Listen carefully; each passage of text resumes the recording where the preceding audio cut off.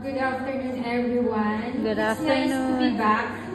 Actually, hindi naman ako bisita kasi way back 2013, nandito ako. Ito talaga yung pinakaunang church na kung saan nag-attend ako. Very special kasi from the time na na-backslide ako, dito ako nakabalik. So, dito ako nag-start before ako napunta sa MBC. So, unang sa lahat, I'm so thankful na nabigyan ng pagkakataon na makabisit after ilang years. Kasi umalis ako dito early ng 2017. Lumipat ako ng MBC. So mga ilang years na din. First time ko na mabisit yung renovated na church. Kaya so thankful kasi walang responsibility ngayong araw sa MBC. Kaya nakabisit. So, siguro yung i-share ko sa inyo na testimony, part ng testimony ko is kung paano ako nakabalik. Diba? Yun siguro, diba yung testimony natin, yun yung pinaka-the best na, yung life experiences natin, yun yung pinaka-the best na testimony. So, yun. So, siguro, paano ako naging Adventist? I grew up in a family where my parents have different beliefs. My father is a Seventh-day Adventist while my mother is a Mormon. Pero, since ang mother ko is only child, tapos, nung panahon na yon, medyo may kaya yung mother ko. So, di ba kapag ang anak mo ay only child at okay yung family nyo, so pwedeng mag-demand ang parents. So, ngayon, nag-demand ang parents ng mama ko na gusto niya na makasal sila sa church. Kaya, si papa ko na Seventh-day Adventist, nagpa-baptize. Actually, hindi naman siguro nagpa-convert. Nagpa-baptize siya in order for them to get married sa church. Mormon. So ngayon, but then, unfortunately, after na nagkaroon ng 8 anak, nag-separate sila. So, 8 kami magkakapatid. Ako yung ate. Ako yung eldest daughter. So, second sa kuya. So, so meron pang 6 na youngest. So, yun nga, after na nagkaroon sila ng 8 anak, naghiwalay sila. So, yun yung the saddest thing. And yun, I grew up in a broken family. Pero dahil nandyan yung lolo ko, hindi ko na feel yung kawalan ng father figure. Kasi parang napunan ng lolo ko yung kawalan ng, naiwala yung presence ng anak niya. And then, kami, parang lumaki na rin ako sa parang Adventist church kasi bata pa lang ako, sinasama na ako ng lola ko sa church every Sabbath. Although, pagdating sa bahay namin, dahil ang mama ko ay Mormons, di ba yung mga pagkain? Kung ano yung pagkain niya, yung papakain. So parang dalawa yung religion namin. Pag sa lola, Adventist kami. Pag sa mama, kung ano yung kinakain niya, yun din yung pagkain namin.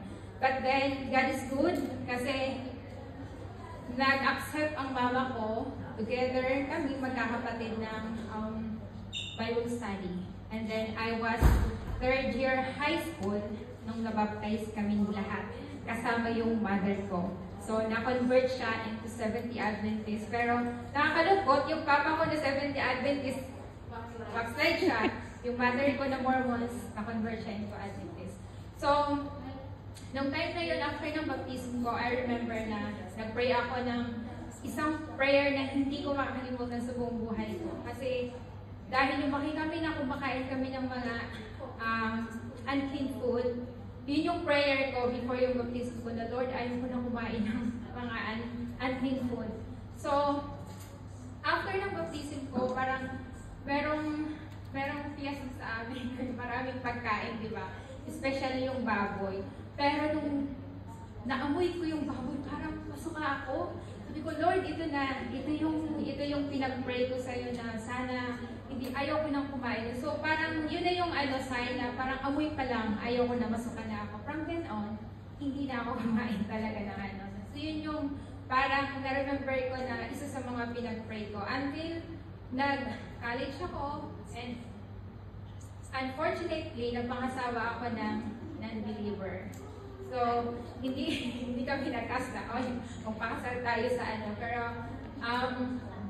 doon ako start na backslide nung napangasawa. Di ba kasi dapat tayo ng mga Christian, sabi nga dapat in order for us to, para equally yoke daw, kailangan na pangasawa natin or makapangasawa tayo ng the same faith. So, doon ako nag-start na nawala ako totally. Hindi na ako nagsisimba, hindi na ako nag-pray. Na-remember ko kahit na before kumain, di ba? Lumaki ako na yun yung before kakain, mag-pray. Pero nung time na yun, walang prayer. Parang wala na, hindi nag-study ng ng Bible.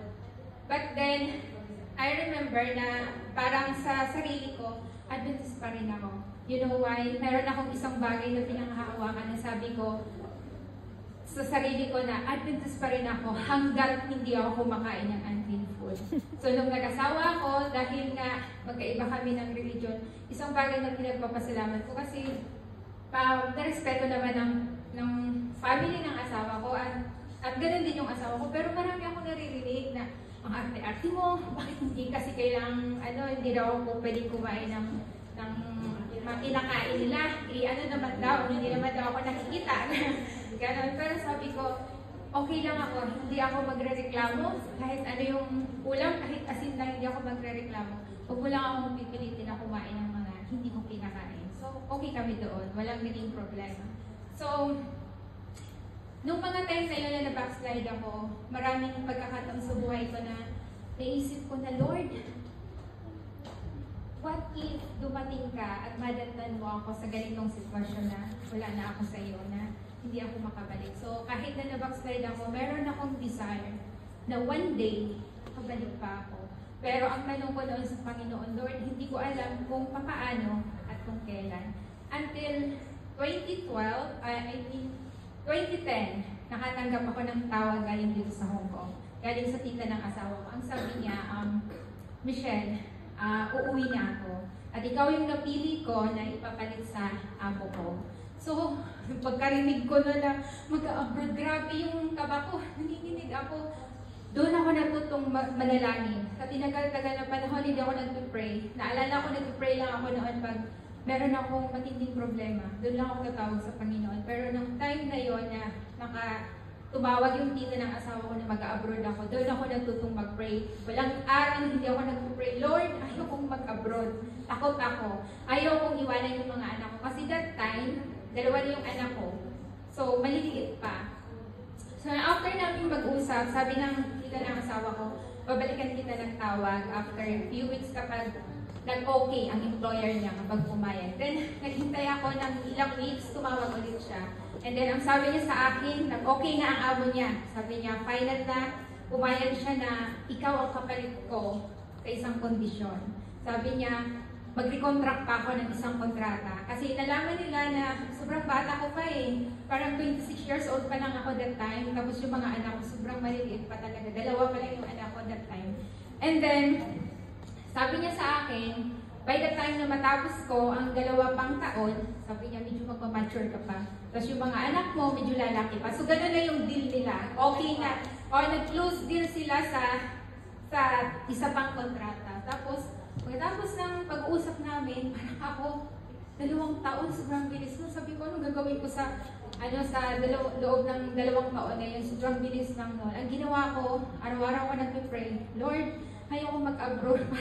Everyday gusto kong umiyak na, Lord, ayaw ko mag-abroad. Anong gawin ko doon? Wala akong idea. Wala akong experience na magtrabaho sa loob ng bahay. Sa bahay lang. Plain housewife, nag-aalaga ng bata. So yun yung takot ko na hindi ko kayang mag-abroad. Hindi ko kayang iwanan yung mga anak ko.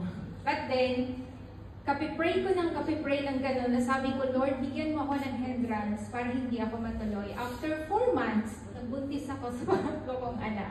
So, kahit mahirap ang buhay, na magdagdag ka pa ng anak, sabi ko, Lord, thank you. Ito na yung hinihingi ko sa iyo na hindrance para hindi ako matuloy mag-abroad. So, sa madaling sabi, after 4 months, sa loob ng 2 years, diba, nabawasan na yung 2 years ng 4 months plus 9 months kang magbubuntis, so 11 months na yon. Sabi ko, wala na, hindi na talaga ako i-recommend. Kasi nga, yung usapan, papalakihin yung mga anak para hindi ako masyadong mahunsi, pero nadagdagan pa. So naisip ko noon, siguro magbabago na yung isip nila na hindi na nila ako i-hire kasi nadagdagan yung anak ko nung mas maliit. Tapos Sa almost 2 years na yun, hindi na nagparamdam yung tita ng asawa ko. So na-feel ko, siguro nagalit siya sa akin.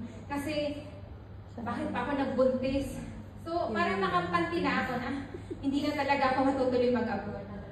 And then, after 7 months, pagkatapos kong manganak, nakatanggap ako ng tawag galing dito. Alam niyo ba kung ano yung tawag na yun?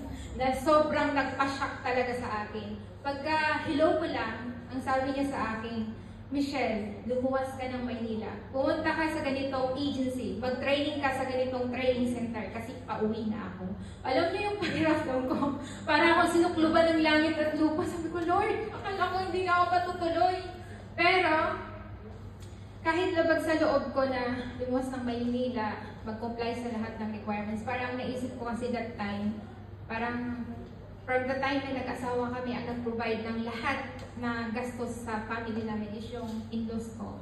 So parang nahiya ako na palagi na lang kami umaasa sa lakas nila, di ba? Na pwede naman kami magtrabaho. So sabi ko, sige, luwas ako ng Maynila. Pero sa isip ko pa rin na ayaw ko pa rin mag-abroad. Hanggang natapos ko yung lahat ng requirements, nag-training ako for 3 weeks. Na-comply ko na lahat ng requirements and then almost 1 month, bumalik ako sa amin.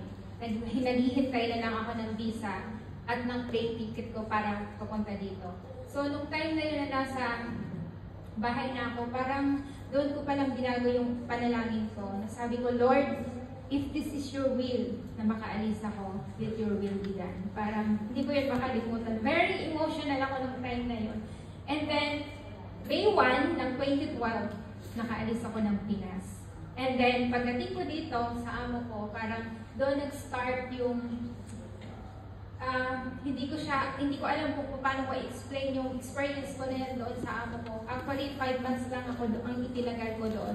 Araw-araw umiiyak ako. Yung burden ko, parang hindi lang yung amo ko yung naging problema ko kung di maging yung nag-recommend sa akin. You know why? Kasi kapag recommend tayo, yung expectation ng amo mo is sobrang mataas. Kumbaga, hindi ko na-met yung expectation nila. Kasi nga, recommend ako lahat ng pagsisinungaling na about sa akin. Ang galing-galing niya magluto, which is not good.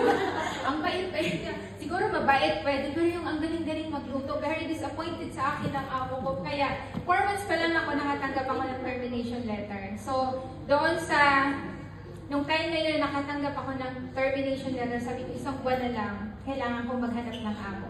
So, nung time na yun, na nandito na ako, hindi ako nakapag-charge kasi Sunday, wala akong choice. Kahit pa makiusap ako, nagagalit sa akin yung nag-recommend sa akin, wala akong karapatan mag-demand kasi parang gano'n, di ba? So, sabi ko, okay.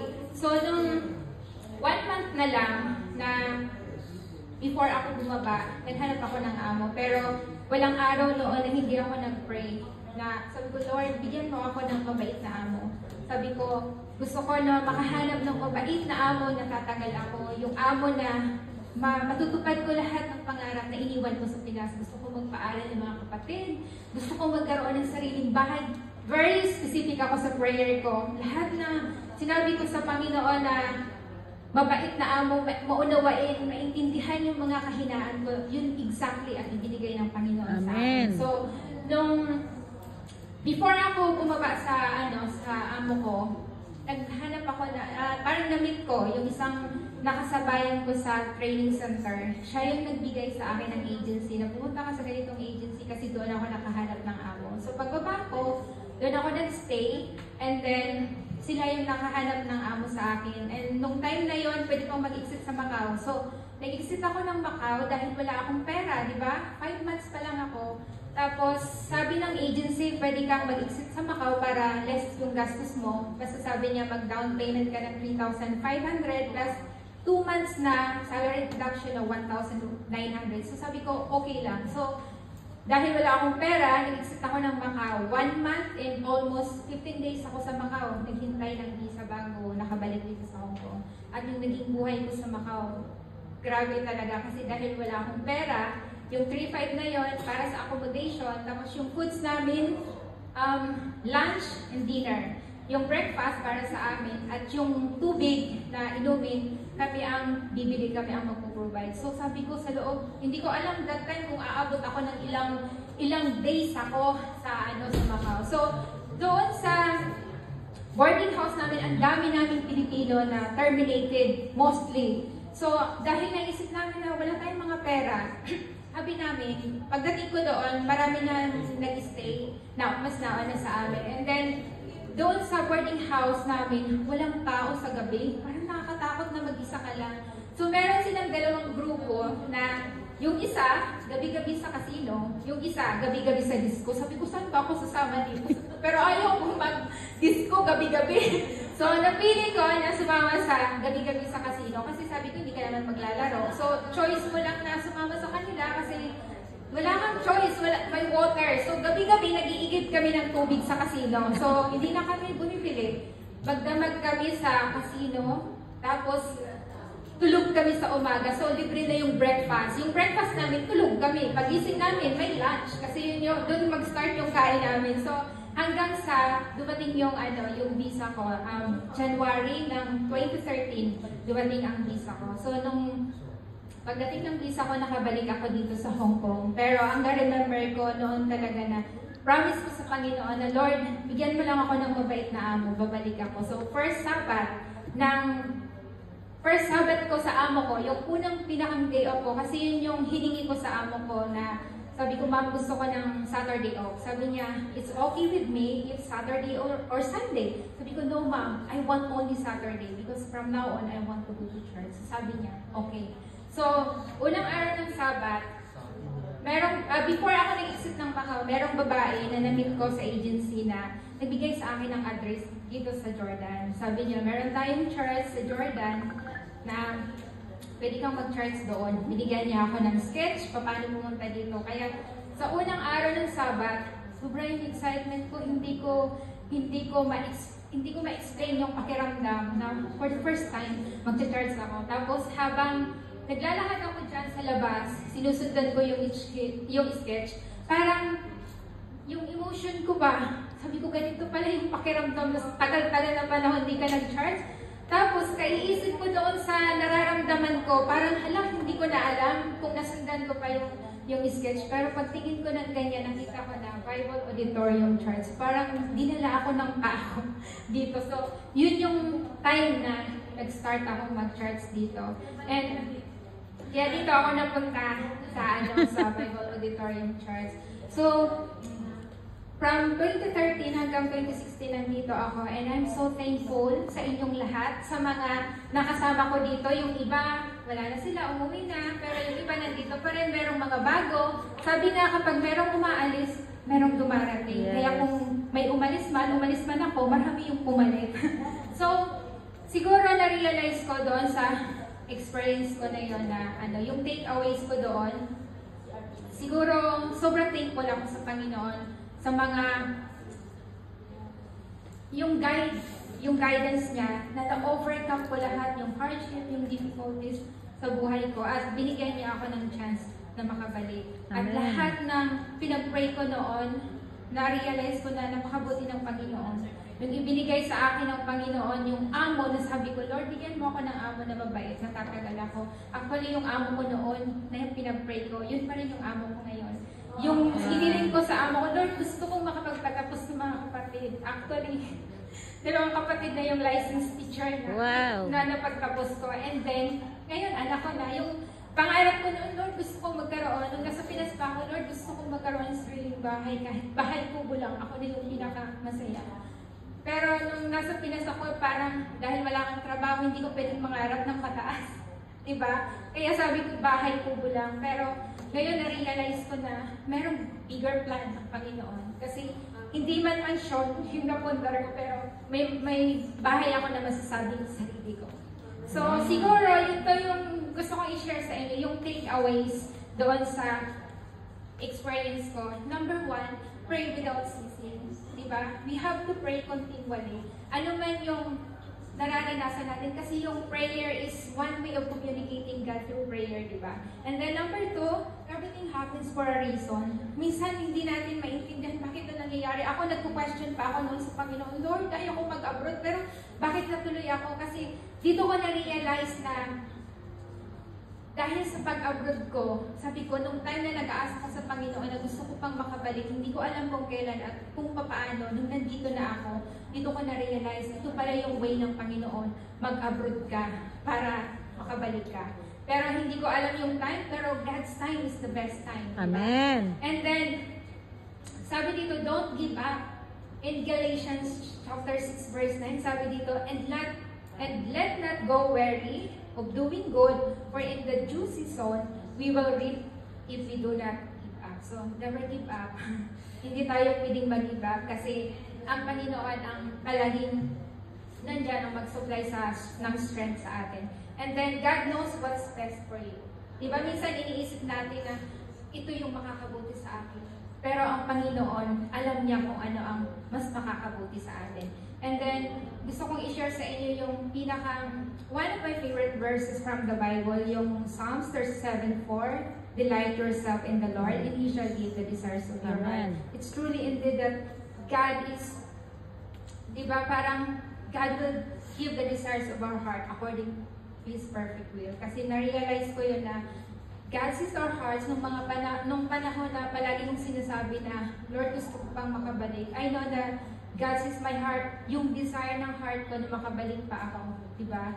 Yun yung palaging pinag-pray ko noon na, Lord, gusto ko pang makabalik. At ito yung perfect na na verse para doon na if we delight ourselves in the Lord, He will give the desires of our heart according to His perfect will. So, Amen. That's my testimony. And I hope na na-bless kayo na siguro kung sino yung mga naka-experience nito sa atin ng mga difficulties. Siguro lahat tayo nag-struggle everyday sa amo natin.